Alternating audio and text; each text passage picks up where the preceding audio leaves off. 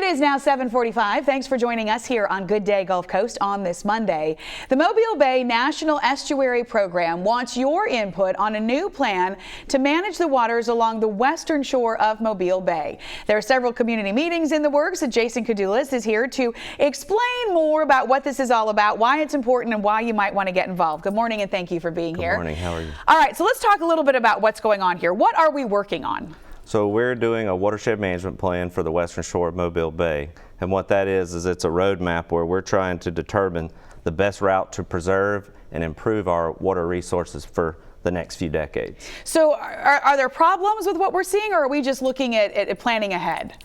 Well, there certainly are issues that we're dealing with in both Mobile and Baldwin County. And so it's one of those processes where we know some of the issues and we want to tackle those, but there could be things from the community that we're not aware of, and so we want that input.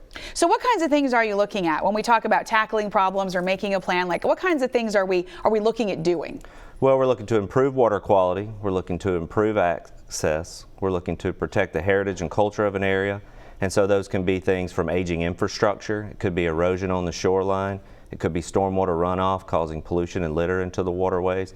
It's a whole host of things, smart development, sea level rise, just resiliency to handle the next man-made or natural disaster. And when we talk watershed, we're talking about the land that the water runs into the bay, right? Right. So, you know, you have sub-watersheds throughout our area, Fowl River, Dog River, Weeks Bay.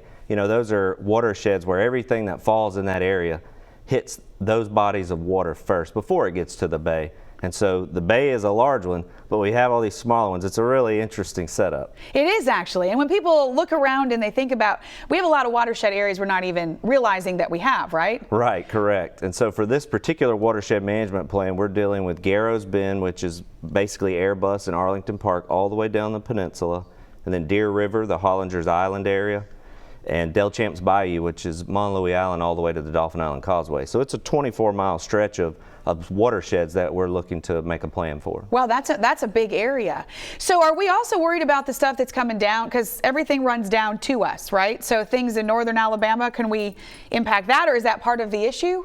Well, that's why we're going in and making a plan for each of these sub-watersheds, because they're specific to the stakeholders and community in that area, the citizens, the elected officials that deal with that.